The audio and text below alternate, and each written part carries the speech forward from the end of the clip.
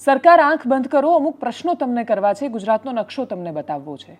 બનાસકાંઠાનું દાંતા તમને કશુંક પૂછી રહ્યું છે, સાબરકાંઠાનું પોશીના અને વડાલી સવાલ કરે છે, અરવલ્લીનું ભિલોડા અને શામળાજી પૂછે છે, મહીસાગરનું કડાણા અને રાટલાબેટનો પટ્ટો તમને પ્રશ્ન કરે છે, પંચમહાલના રતનમહાલમાંથી અવાજો આવી રહ્યા છે, દાહોદનો ગરબાડાનું જે ફળિયું છે તમને કશુંક પૂછી રહ્યું છે. નીચે આવતાની સાથે તમે છોટાઉદેપુર પહોંચો છો તો તમને તુરખેડા સવાલ કરે છે, નસવાડીના ગામડા પ્રશ્ન કરે છે, નર્મદામાં જાઓ છો તો ઝરવાણી બૂમો પાડે છે, ડેડિયાપાડાનો અવાજ વિધાનસભા સુધી કેમ નથી પહોંચતો એનો કોઈની પાસે જવાબ નથી. ભરૂચના વાલિયામાંથી અતિશય પીડાદાયક ને કપરી તસવીરો સામે આવે છે. તાપી લઈ લો, વલસાડ લઈ લો, ડાંગ લઈ લો, નવસારીનું વાંસદા લઈ લો, એક એક ક્ષેત્ર તમને સવાલ કરે, જવાબ ન મળે ત્યારે તમને તમાચો મારે અને તમાચો ખાધા પછી સરકારનો વિકાસ કહે છે કે નહીં, આ તો અમારા ગાલ રાતા થયા છે અને અમને વિકાસની લાલી ફૂટી છે. નમસ્કાર, આપની સાથે હું દેવાંશી.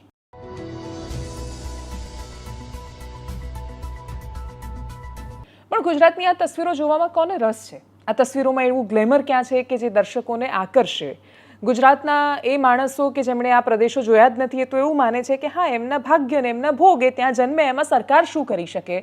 સરકાર શું કરી શકે જે સરકારને 30 વર્ષ થયા હોય, 3 દાયકાઓનું શાસન હોય, એ સરકાર માટે પણ જેના મનમાં એવો સવાલ આવતો હોય કે સરકાર વિચારી શું કરી શકે, એના માટે કહેવા માટે અમારી પાસે કશું જ નથી. એ પ્રશ્ન છે કે અમદાવાદના પડેલા એક ભૂવા પર કે પછી રાજકોટમાં ખસી જતા સ્પીડ બ્રેકર પર આપણે ત્યાં જેટલી ચર્ચાઓ થાય છે, ટીવીનો એક કલાક બહુ જ મહત્વના સમયમાંથી એક કલાક જેના માટે ફળવાય છે, પ્રાઇમ ટાઈમમાં જેના માટે કલાકો મળી શકે છે, એ કોઈ જ કલાકો, એની અમુક મિનિટો પણ આ વિસ્તારો માટે ચર્ચા કેમ નહીં થતી હોય?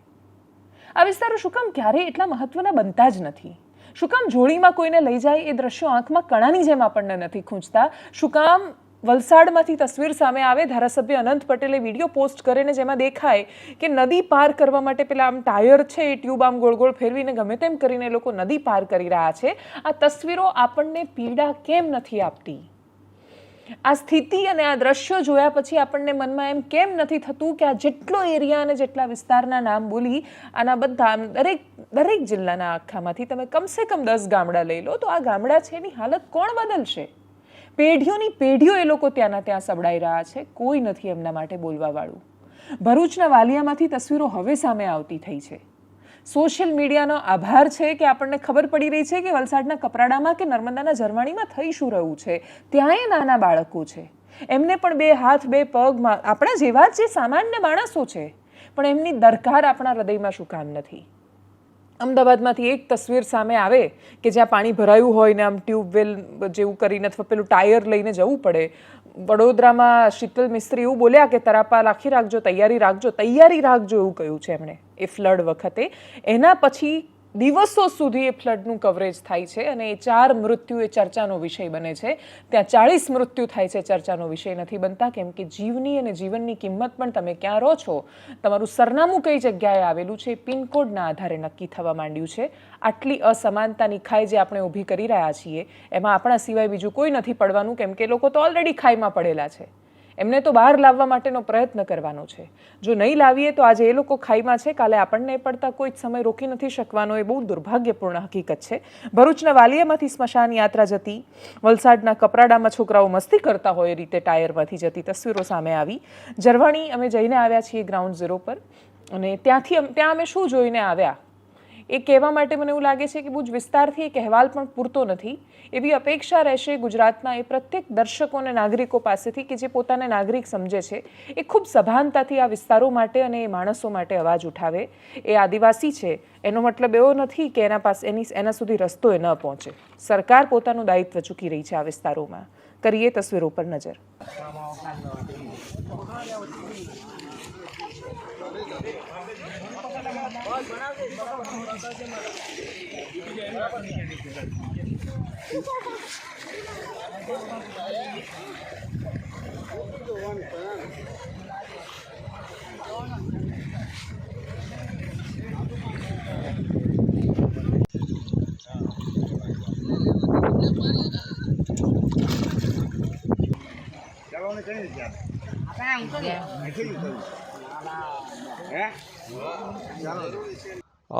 ડેલી તાલુકાનું વાલિયા તાલુકાનું ડેલી ગામ અને પારસી ફળિયું, ટીંબા ફળિયું અને પીઠોરમાં કોઈ બી મય થાય તો અમારે સ્મશાન છે નદીની પાર છે, પેલી બાજુ કીમ નદીની પાર. હવે અમારે નદીમાં પાણી આવી ગયેલું હોય તો અમારે એટલી બધો પ્રોબ્લેમ થાય છે. એને નનામીને પેલી પાર લઈ જવાની સ્મશાનમાં લઈ જવા માટે અમને એટલો બધો પ્રોબ્લેમ થાય છે. અને વર્ષો થઈ ગયા આ પ્રોબ્લેમ બધી જગ્યાએ રજૂઆત કરી, તોય એનું કોઈ નિરાકરણ આવતું નથી. અમારે સામાન્ય એક નાળા જેવા પુલની જરૂર છે, તોય એ કોઈ બનાવી શકતું નથી અહીંયા ગાડી. તો અમારે ખાસ જણાવવાનું કે આ પ્રોબ્લેમ અમારો સોલ્વ થાય અને અહીંયા ગાડી નાનકડો પુલ જે ટાઈપનું એક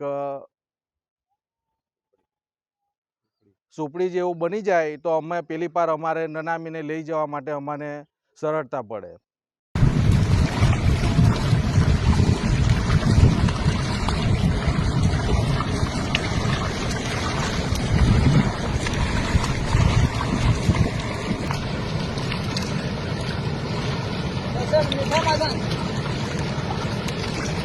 मीठा